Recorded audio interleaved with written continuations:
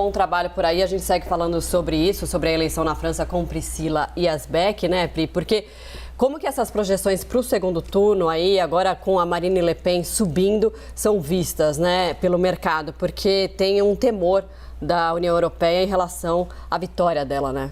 Exatamente.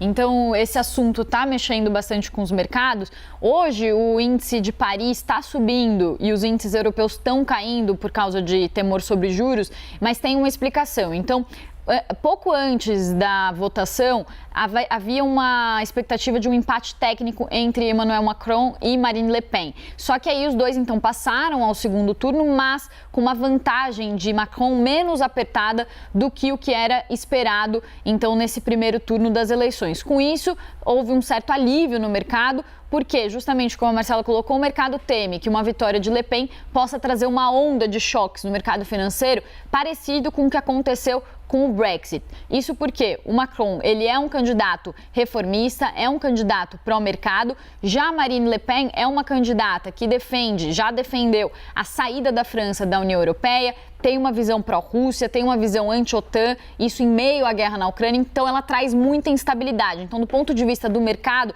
eles preferem uma vitória de Macron. Toda vez que ele aparece bem nas pesquisas ou sobe nas pesquisas, isso ajuda a impulsionar os índices na França. E quando Marine Le Pen aparece com alguma vantagem ou aparece ali subindo nas pesquisas, isso acaba afetando os mercados. E aí eu queria trazer uma análise interessante que entra na economia, mas vai um pouco além, que é uma análise que foi feita pela revista britânica The Economist, que eles falam que é o seguinte, que o Emmanuel Macron, ele é um candidato de centro e que ele sofre de um problema de vários candidatos centristas, que é o fato de ele ter um discurso que é cansativo, porque todos esses candidatos de centro, eles acabam defendendo políticas e medidas que são consideradas mais razoáveis, reformas, por exemplo, ele defende a elevação da idade mínima de 62 para 65 anos na França, então são considerados discursos que são cansativos, que não chamam muita atenção.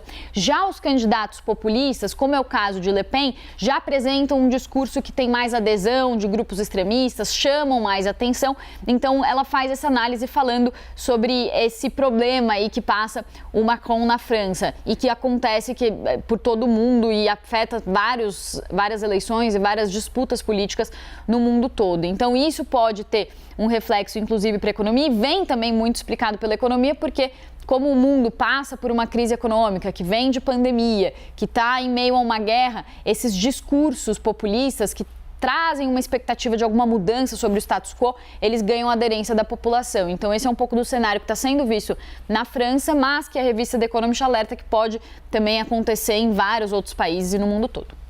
Valeu, Pri. Obrigado pela análise.